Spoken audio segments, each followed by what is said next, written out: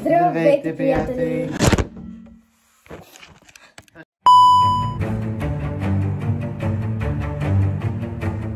Здравейте, приятели! В този влог ще ви взема с мен към сватбата на нашите приятели. Часът е 12:27 и след малко тръгваме към Бургас.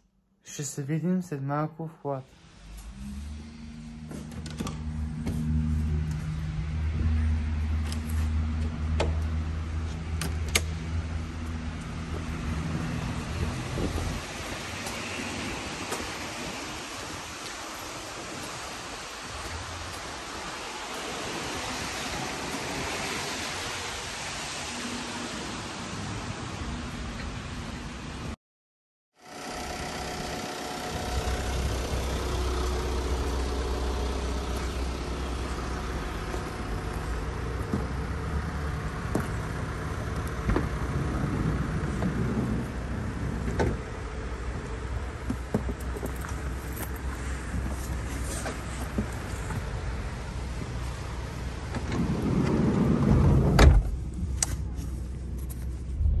Вече сме в колата и потеглихме. По пътя спряхме да вземем един подарък за младоженците и продължихме напред. Здравейте, приятели! Часът е 12:15 и след малко тръгваме към сватбата.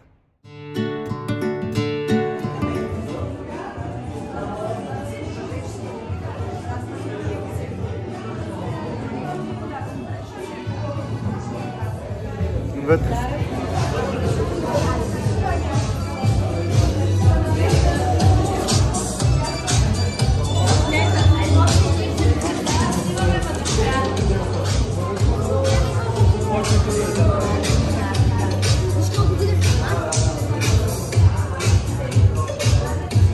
Айде, Анжели. Първо поднасяме или първо се снимаме? Да, това е куче шафер. Да. Симба. Симба, дето, Симо и Симба. Да, Симо и Симба. Да. Радо се върни се насам, да си ни направи по една снимка.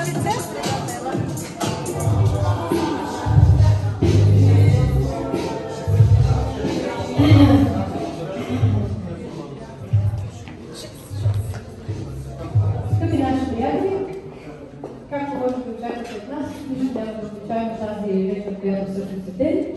Този празник, който е следващия ден.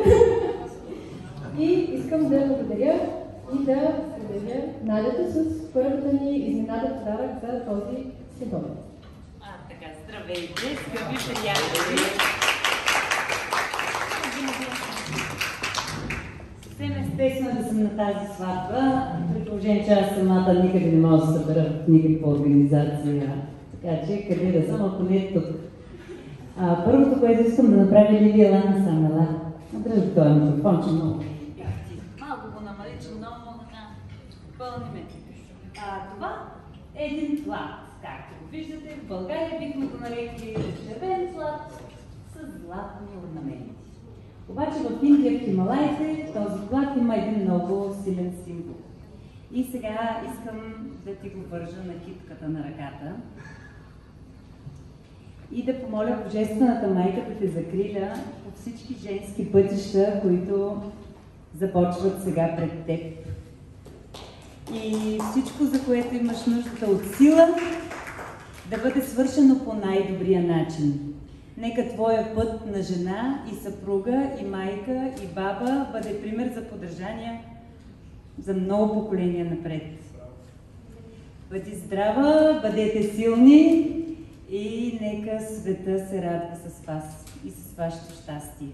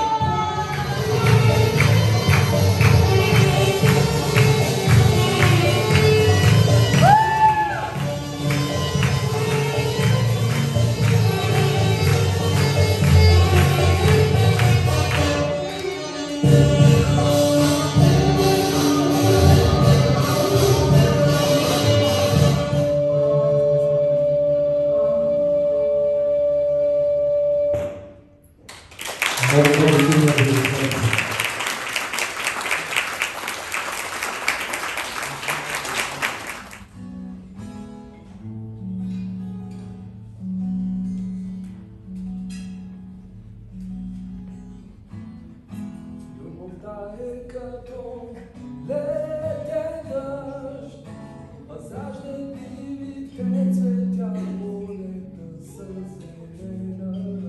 Живота е като въздуха, понася те и ти летиш на недостъпни върхове. Избрахме си песен за първия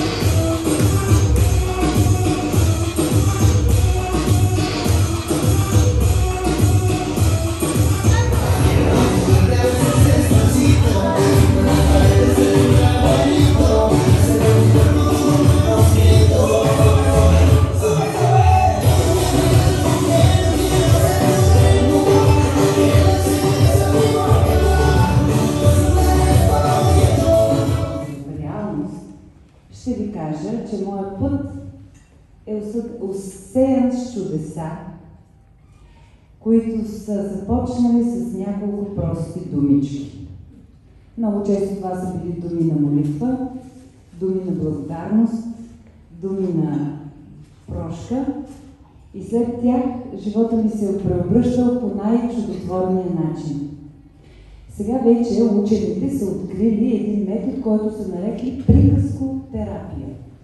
Приказкотерапията, след като главният герой се среща с много страшни чудовища и препятствия, най-накрая идва едно вълшебство, което променя нещата. И когато някой успее да създаде такава приказка за себе си или за някой друг, тя започва да работи. И когато започне да работи, цялата Вселена участва в тази работа. И тогава това не е моят ум и моята уста и вашите уши.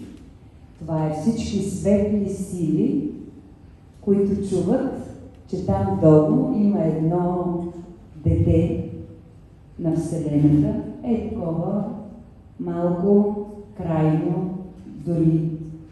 Човек обаче не се е отказал да мечтае.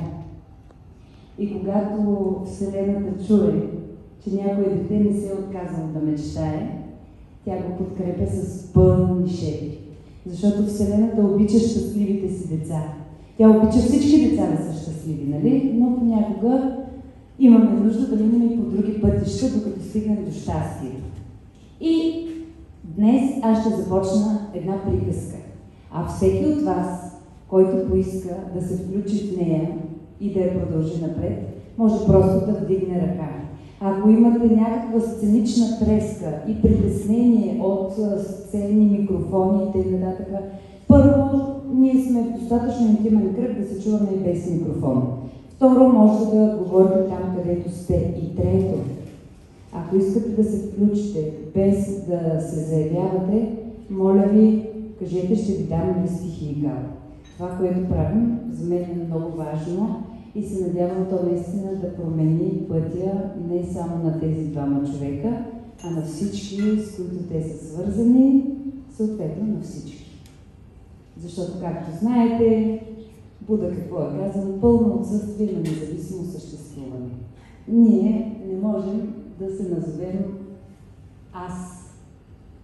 Нито за миг, защото дъха, който аз сега издишам, вие го вдишате, искате, не искате, ние сме едно. Заедно. Така че, кой каквото е я, аз вече съм го вдишала. Кой каквото мисли, аз вече съм част от това. Така че сме заедно. И като сме заедно, нека да сме заедно щастливи. Този огън ви го връчвам на вас веднага. Заповядай, Симеони. Да си пазиш златния огън в сърцето. И за мен е да запазиш огъня в сърцето си, първо да запазиш доверието в това, че се обичам. До момента, в който човек живее с усещането, че е обичан, в този момент той е силен, той е благороден, той е всемогъщ, той е търпелив, издръжлив и всичко останало. Това ти пожелавам с този златен огън.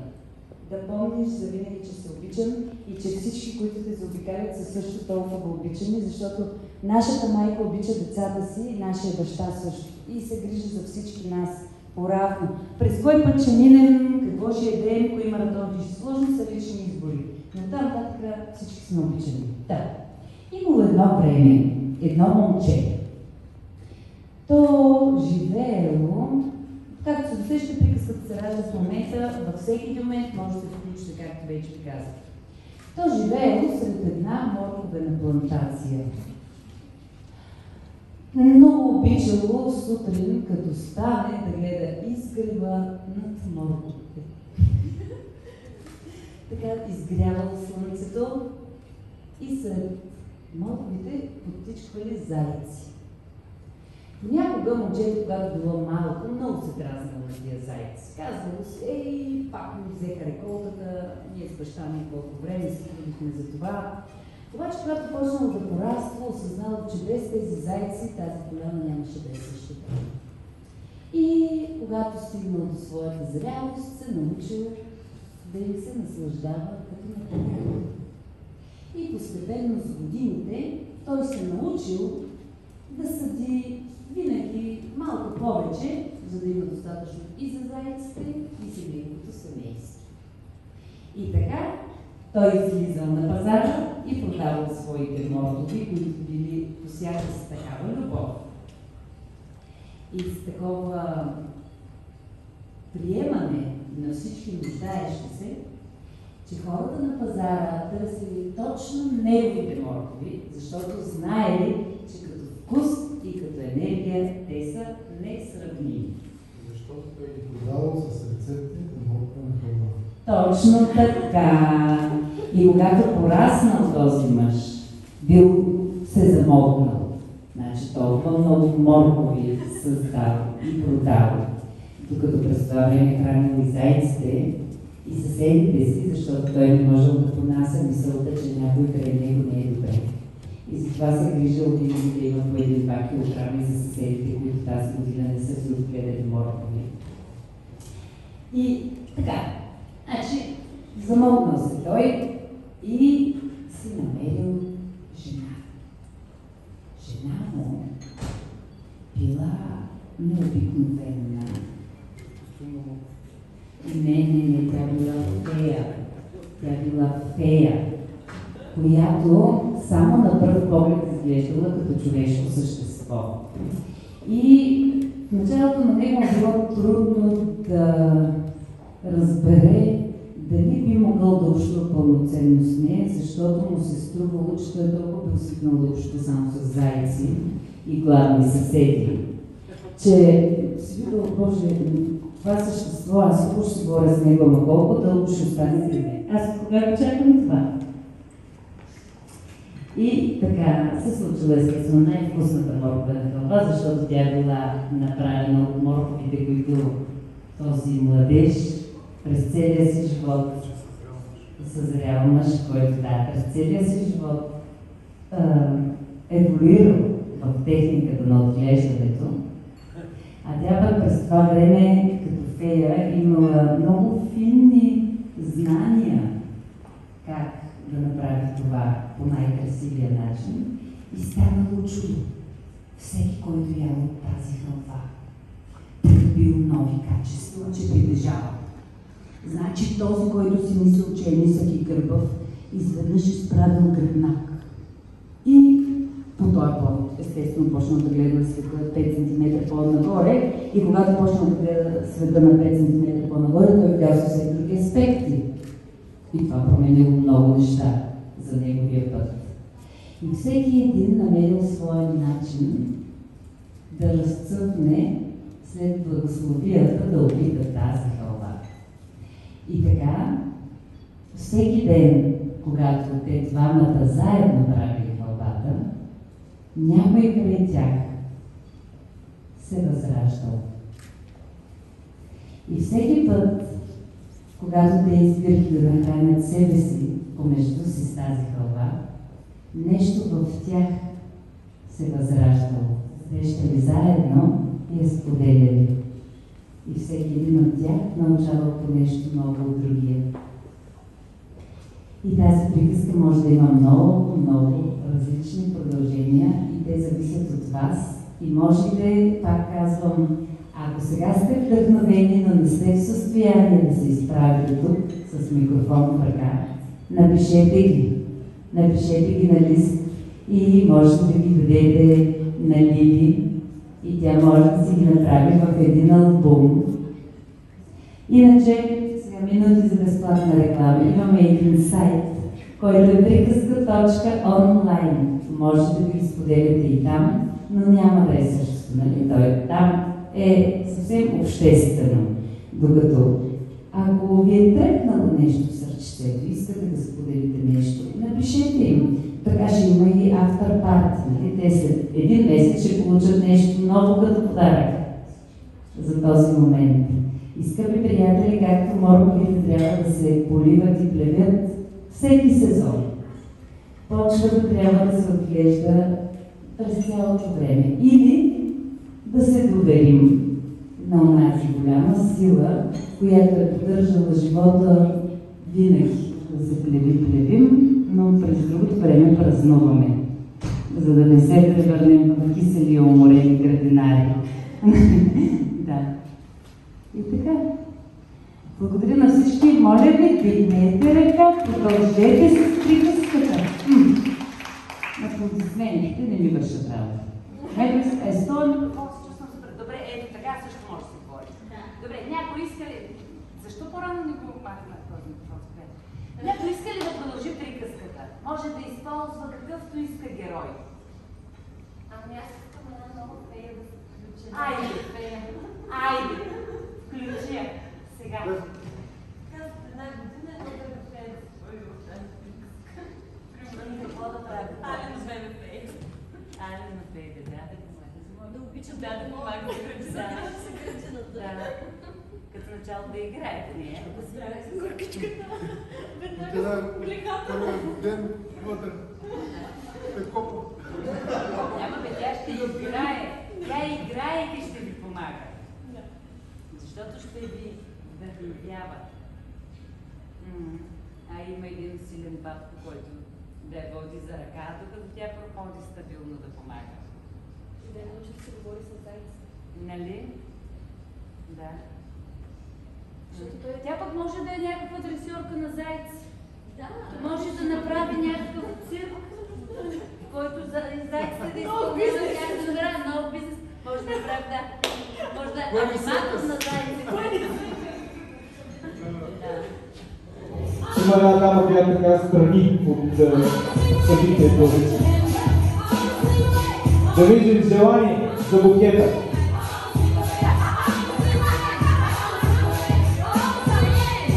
Назад трябва да бъде хвърлен букета.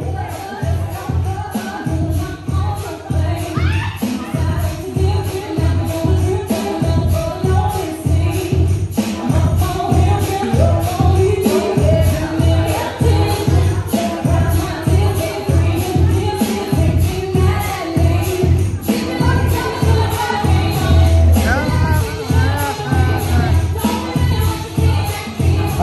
Вижте, време е да се захващате ръцете към букета, искам да ви видиш с желание. Готови са? Чакат се търпение. Внимайте да не падне букета! Дръг!